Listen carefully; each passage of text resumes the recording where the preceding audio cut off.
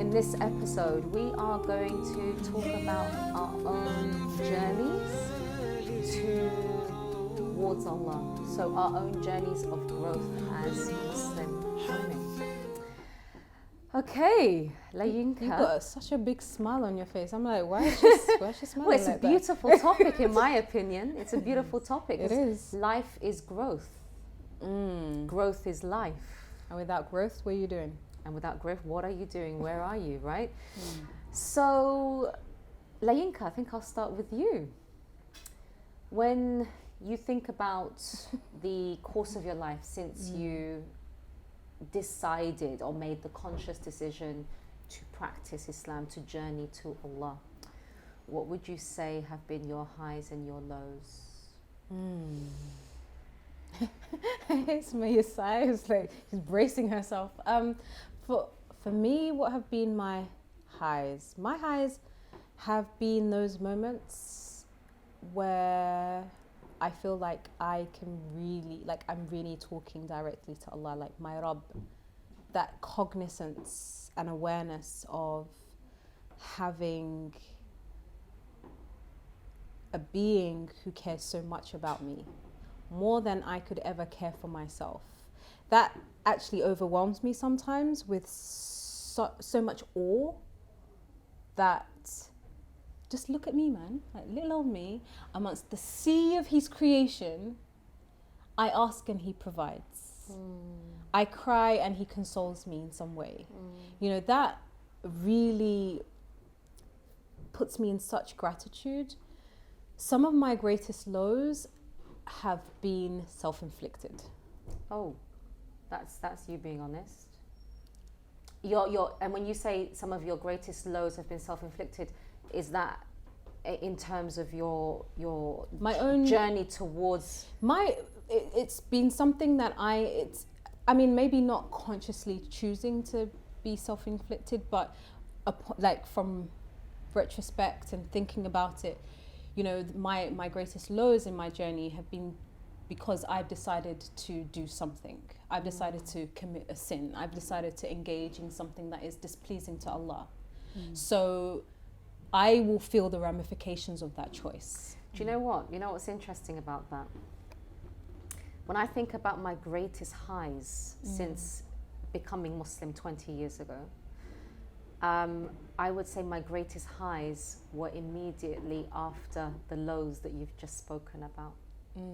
Honestly and truly, when I think back to the day I became Muslim, 1999, I once thought that was the best day of my life.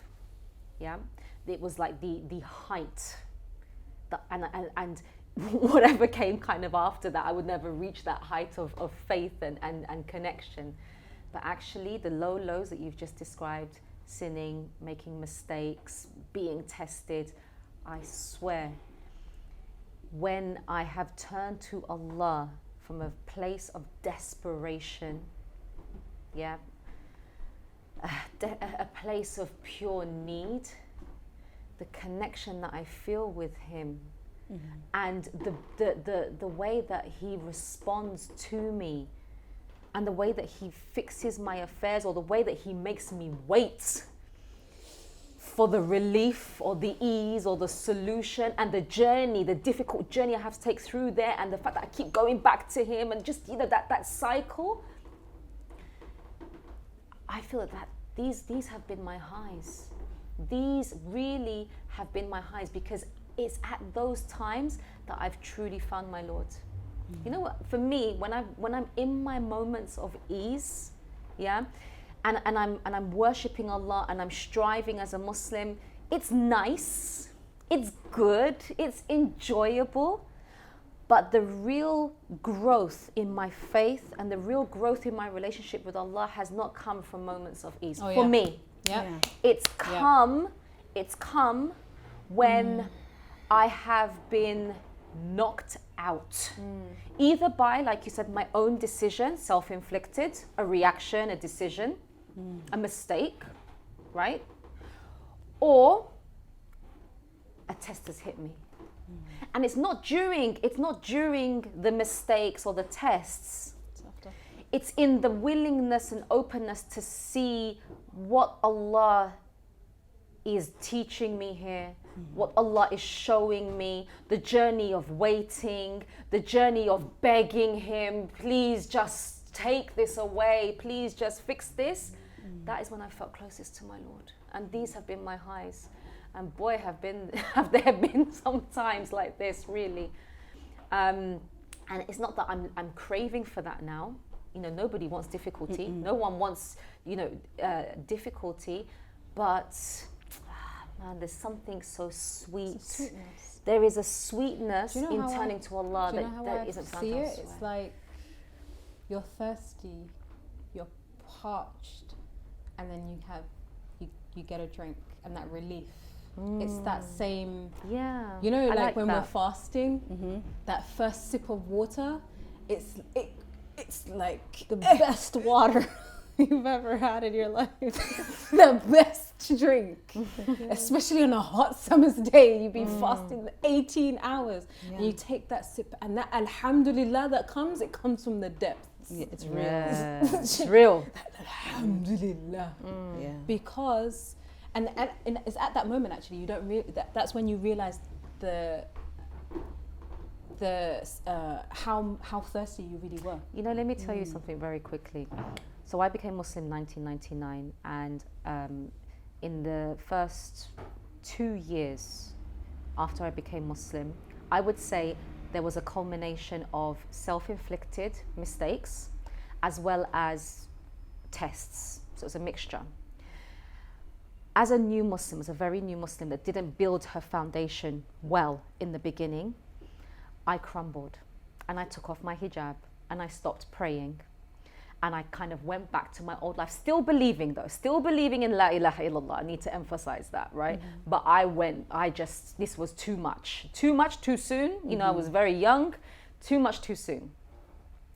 But subhanAllah, when you talk about the depths, you know, when I decided to come back to Allah and I started building my foundation, I would say that was sweeter than the day I took my shahada. That was sweeter than the day I took my shahada. You know, I had to kind of fall apart, make loads of mistakes, but then make the conscious decision to do something about it and sincerely come to Allah with all of that. That was very, very sweet. And it reminds me of a saying, and I think it's by Imam Ghazali, where he said, sit with the sinners. He said, sit with the sinners because they have the softest hearts. Because they have the softest hearts. You know, that reminds me of there's a saying, I don't know who coined it or whatever, but that if you find yourself distant from Allah, know that it was you who moved. And as you were talking about this, as you were talking about the sweetness of coming back, knowing Allah was always there. He remained where He was. And it was you who moved and you found your Lord waiting for you. And that's so, for me, again, that makes me feel like emotional because Allah is all encompassing, all embracing, all accepting of us, waiting for us to make that tawbah, to come back, to return, to seek Him, to seek His pleasure, to seek His faith. The door to His forgiveness is always open. It's true. The door to His love is always open. Yeah. Sumayah, your highs and your lows, girl. I stand by what you're saying about the trial aspect of things, and for me, I think that I kind of like the theory and practice view. So initially, I think, you know, when you start learning knowledge in the deen and taking classes, you start filling up on a lot of information and you know a lot in your mind. And then, you know, you've done the coursework, it's lecture and lab. Now it's time to work what you know. And you get put in situations where you need to call on what you've been taught. And the question becomes, it's very easy to repeat and to share theoretical, factual information, but the real test and the real, you get to show your true colors when you're called to act on what you know. Will you come through? It goes back to that ayah, you will be tested to, paraphrasing, to sift out, to test your belief, so Allah to see knows, whether your belief is true or not, And it's really, really hard because I think, and for me in my mind, it signifies your spiritual maturity. And I think that it kind of draws the line between the overzealous, judgmental, ready to throw other people, this comes from book theoretical knowledge. There's textbook that's Islam. not backed up by real experience. And it goes back to, has your face been put in the dirt? Yep. There's a humbling, knowing, maturing growth that happens that makes your knowledge now wholesome. It makes it, it makes it real, and it's extremely hard. Interestingly enough, you'll find, and we've heard it, and we've actually experienced that the very thing that we have judged people about is the thing that we are so you think you get a run. Yeah, let me show, give it a shot. Let's have a taste. And the thing that we say, if I were in their place, then I would have done this. Okay, cool. Show us what you're going to do. And I remember, being in an extremely difficult time, and I was complaining about, I was stuck on it, and I was talking to my dad about it, and he called me out, and he said, what is all of this? You're teaching people Quran, you're doing tafsir, you're doing tadabbur, reflection, you're everywhere, but you're not looking at what's right in front of you. And you're not hearing. So it's all well and good to preach theoretical stuff, but it's happening now. And are you showing up? Yeah, you need to walk. Are you showing up? And it's so important. Daddy. Yeah, dad doesn't play. It's so important. You need to do the work. And the line between a person who has a title because of attending a course, or you've done an alim program, or you're a hafiz of the Quran, or you're an imam or a scholar, and you can't back it up with experience, you're gonna lapse a lot. Yeah. And you're not gonna be able to be there for people in the way that they need. So it's really important that you embrace these opportunities for growth and use them to help you further your connection and your path, yourself along the path to Allah subhanahu wa ta'ala, because that's what it's about. That's what it's about. Yeah. I think what you said about theoretical textbook Islam and real kind of practical Islam, that's where the growth is. And Allah will give you something in order for you to grow. And I've always kind of likened it to, like a seed. A seed has to break, it has to split in order for the growth to emerge. And so when we talk about the highs and lows of our journey to Allah, it's going to be mixed, right? It's going to be the highs and lows are kind of intertwined, and they're there in order for us to grow. And they're necessary. And they're absolutely necessary. You'll be given what you need, not what you necessarily want. Oh boy. Right? Yes. You'll be given what you need, not necessarily what you want. And I think it's, in fact, when I look back at my life, it's acceptance of that, acceptance of that, and submitting to that fact that has really developed myself as a believer. And it's hard, man. It's really, really hard. It takes a lot of work. It takes a lot of work to accept what Allah has decreed for you, knowing that you personally don't really like that. You don't want it. You don't want it. You don't like it. But this is what He knows is best for you, and this is what's going to lead to the ultimate high, which is His pleasure and entrance into Jannah. Yes. acceptance and submittance. Yeah. Submittance. Yeah, Submitting. Yeah. Submission. Submission. Thank you. I thought something was wrong there. Acceptance and submission to that fact. I think it brings with it a peace, a sense of peace. A sense of peace in this dunya. And you come to recognize that growth feels and looks this way. You come to you know that like when I'm in discomfort, when I'm feeling this sense of agitation, when I'm under this immense pressure, I know that, I'm cooking. I'm cooking. I'm going, I'm gonna come out, Allah's preparing you for the next thing. You're getting an upgrade, but at the time it's quite tough. We only have a few minutes left of this episode. And I feel like there's so much that we can talk about because we haven't even spoken much about the specifics. But if you could just name one specific way in which maybe you've grown, or one particular memory that you feel has been a means of you moving closer to Allah and your personal ideal of where you would like to be as a Muslim, what would that be? Very, very briefly.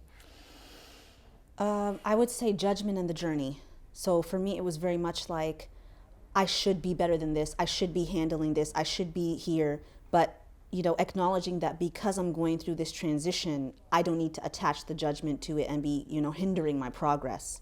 This is where I'm at and I'm getting an upgrade. I'm going to ride it out. Yeah. For me, a very specific example is the birth of my youngest, who was born with the worst form of a particular disease, and knowing that the dua that I made during my entire pregnancy was specific to health, which is really strange because I've never done that in any of my pregnancies. But I made a specific dua, Allah, give me a healthy child. And then He gave me a child who has the worst form of specific disease. And I'm just like, I remember when we were told about this, and I looked up to the heavens and I said, you got a plan. You've got a plan, and I accept it. Because how else can I ask my Lord, the most giving, the most generous, something so specific that is weird to me, and then He gives me what I need, not necessarily what I asked for. Yeah. And He's given me what I've actually asked for, but just in a different form. And that has bolstered. Every time I look at her, I'm just like, Allah. That's it. Allah. Because He is like, her presence is my reminder that Allah is the most wise in how He decrees, and just accept and embrace. And I love it. I love looking at her as that reminder. Alhamdulillah. Mashallah, mashallah. I think for me, it was quite similar to what you've said. There was a sister, a very close friend of mine, who went through a particular test, and as she was going through that test, I tried to be a support to her, and I remember making dua, saying, Ya Allah, I think I can deal with pretty much everything, just not that test. Ya Allah, don't give that to me, please. And I remember feeling a desperation, anything but that. And what do you think happened? Boom. Boom. A few months later, I was tested with the exact same thing that went on for a few years. And I cannot explain to you. Maybe I will pluck up the courage, because I haven't spoken about it with anyone apart from a few people who went through that journey with me. Maybe I will talk about it in an episode, because I know it will help a lot of people. It's something that people do face, and it's hard. Maybe I will be honest enough, inshallah. But it was, it was similar to what you said. It was accepting that, you know what, the beauty that has come out of that situation, the beauty that has come out of that test, the breaking I went through, the fact that I actually almost died, and that's the truth. I actually almost died as a result of that test. And the way that I have grown, and the way that I have softened to people, the way that my dependency on Allah has changed, I thank Him for it. So I think for me, the journey to Allah, it sometimes doesn't come in the form that we expect it to. Mm-hmm. There's an internal shift that needs to take place, you know, where your heart kind of needs to be broken, and then he puts it back together, and then you can journey. He gives you everything you need for that. That's right. And even when it feels like he's taken everything away, he's left what's necessary for you to grow. That's right. For you to move, for you to get closer to him. That's right. And I think that's a nice point to end on. So thank you for joining us in this episode. Do share the highs and lows of your own personal journey to Allah, and we look forward to seeing you again on the next episode of Honesty Talk, inshallah.